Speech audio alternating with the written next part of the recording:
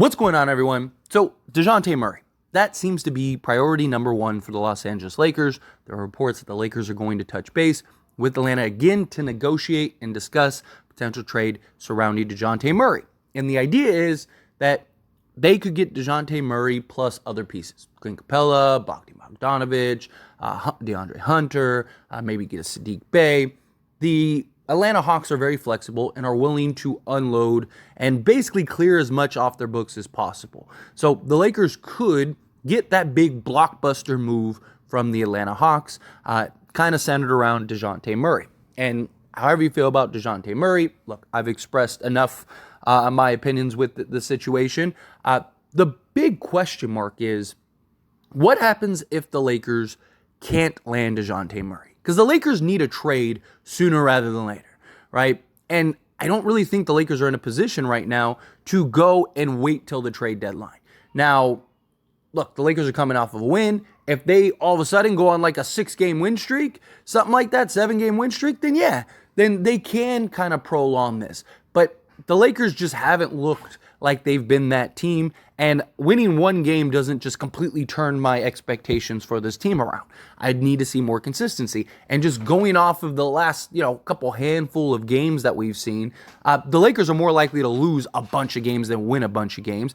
And now you're getting to the trade deadline and you're in a position to where it's like you're 6 games under 500. It's like your season's over. Like, why make a trade at that point? You might as well just go in the offseason where you'd have 3 first-round picks potentially, right? That's kind of the position that I think.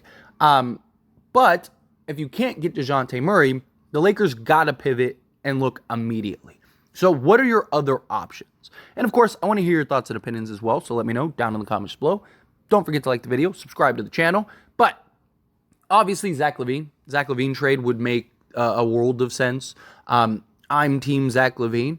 Obviously, again, it depends on what you're getting, right? To me, and like I've talked about, if it's Dejounte Murray or Zach LaVine, I understand Zach LaVine's making like double what Dejounte Murray is, but Zach LaVine is the better natural fit. I think he would have the bigger overall impact for the Lakers. So to me, Zach LaVine makes a world of sense. But then, like I said, it's like, what are the other pieces, right? If it's just Zach LaVine or it's Dejounte Murray, Bogdan Bogdanovic, and Clint Capella, then yeah, give me Dejounte Murray, Clint Capella, and Bogdan Bogdanovic, right? If it's like Zach LaVine, Alex Caruso, Andre Drummond versus Murray, Bogdanovic, and Capella, now it kind of, again, I kind of lean more towards Zach LaVine because I think Zach LaVine would be the better natural fit. I think he'd be the bigger impact player. Get a guy in Alex Caruso, basically be 3 and D. So to me, when you're talking about that, it's just like, what are the add-ons, right? What are the... Like, I just look at Zach LaVine, and I think the floor for the Lakers is much higher than with Dejounte Murray. But, again, the Zach LaVine trade, there's constantly conflicting reports.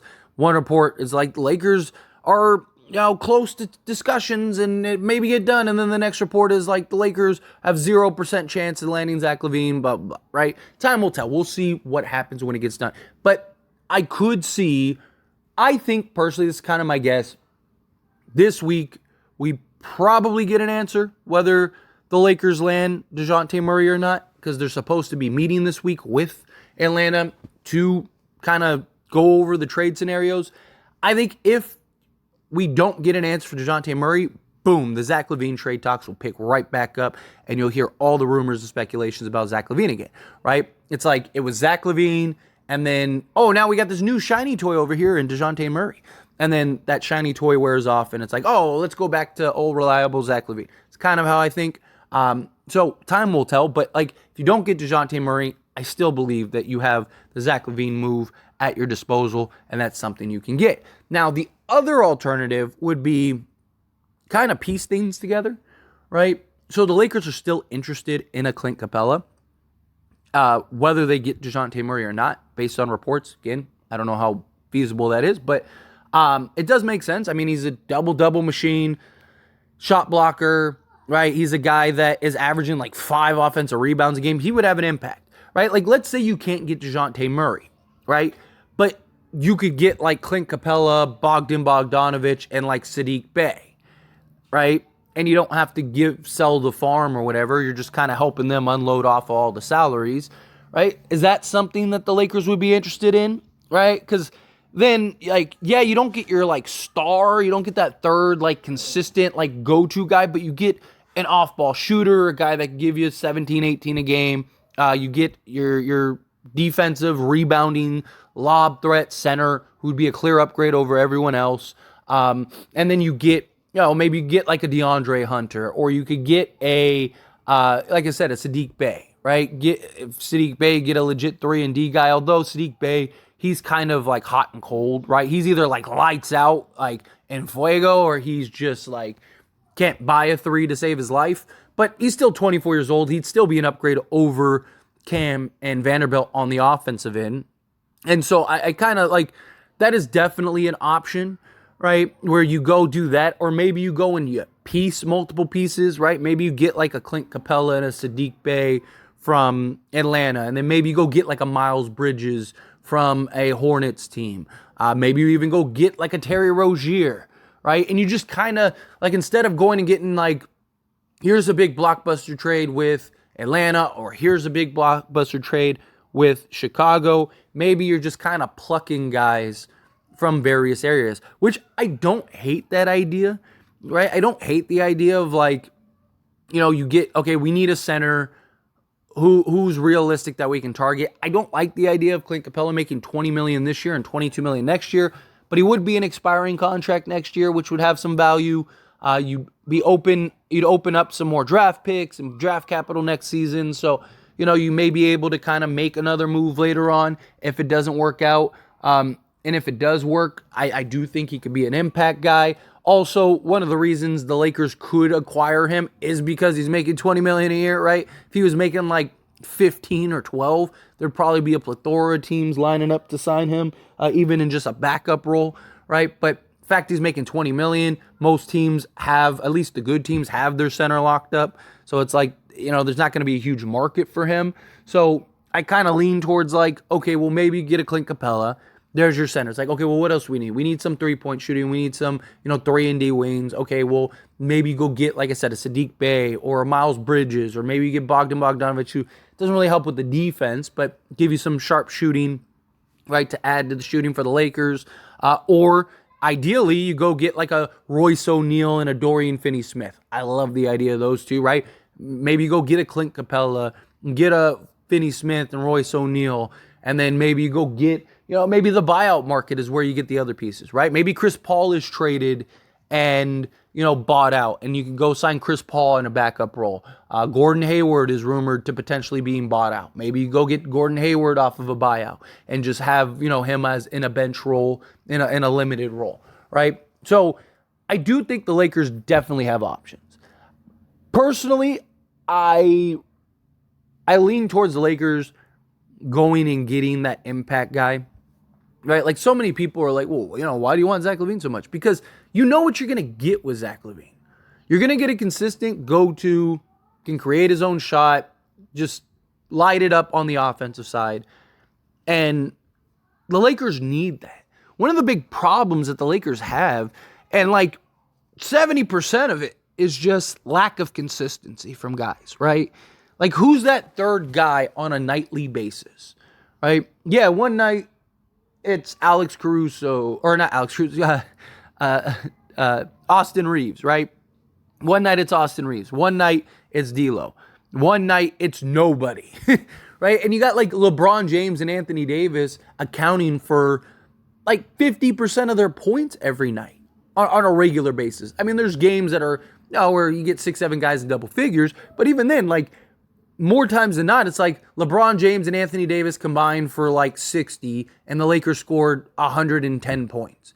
It's like, so the rest of the team only scored 50 points total. And it's like, you got 10 from this guy, 7 from this guy, 6 from this guy, 5 from this guy, right? Like, who's that consistent third guy? Who's that guy game in and game out you can count on to be reliable, put the ball in the hoop, and be that scorer, right? Kind of upgrade the Austin Reeves role right now. Right? Whether you trade Austin Reeves or you keep Austin Reeves, but upgrade that. Where, like, I do like the idea of getting more consistent upgrades, right? And so you may be able to kind of supplement that by committee, right? Instead of getting a Zach LaVine, instead of getting, Murray, right? You're getting, like I said, Royce O'Neal, Dorian Finney-Smith, maybe getting like a Miles Bridges or Sadiq Bey and Clint Capella. And it's like, okay, so yes, we don't have that consistent go-to third guy, but we got upgrades at everything else to where hopefully all of that can kind of offset that. Hopefully all of that, you get better defensively, you get better rebounding, you get better shooting. And it's like, okay, now hopefully LeBron James and Anthony Davis, now you have more consistent pieces where, it's not like one night this guy gives you 20 and then the next night he gives you 5, right? Maybe it's like, okay, well, Dorian Finney-Smith's giving you 10 points a game. Royce O'Neal's giving you 8 points a game. Clint Capella's giving you 8 points a game. Sadiq Bey's giving you 10 points a game. And you add all that up and it's like every night that's giving you another 40 points or whatever. On top of LeBron James and Anthony Davis. And then you still have Taurean Prince chipping in and giving you 10. Wood giving you a 10. All these guys. It's like, okay, well, now every single night you have all these options. You have all these guys coming in and giving you, consistent production. That is kind of where I lean to. That's kind of another alternative. It's kind of another option. But I don't know. It's just something I was thinking about. I was like, Lakers seem so determined to go get Dejounte Murray. And, a lot of the reports are like, yeah, Lakers are going to land Dejounte Murray. It's like, well, what happens if it doesn't? What happens if, we don't see that, right? What do the Lakers do? Where do they pivot post, hey, we didn't land Dejounte Murray type thing? It's just, it's interesting. Again, the Lakers have options. I'm not, super concerned with it. But it's definitely something that, I wonder what the result will be. I wonder what it'll look like if we don't get a Dejounte Murray. Is it Zach LaVine? Is it multiple pieces? Do they kind of just rebuild the entire roster like we saw last year?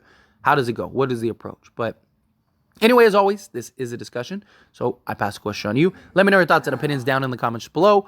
What do you think? How do you feel? Who do you want to see on the Lakers? Who would you like on the Lakers? What do you think the options are if you don't get Dejounte Murray? However you feel, whatever your thoughts are, I would love to hear it. So let me know down in the comments below. That being said, if you haven't liked this video, hit that like button. Helps me out a lot. Lets me enjoy these types of videos, and I truly appreciate it. Not subscribed to the channel, hit that subscribe button. Turn on the bell notifications. Appreciate y'all. See you in the next one. Thank you.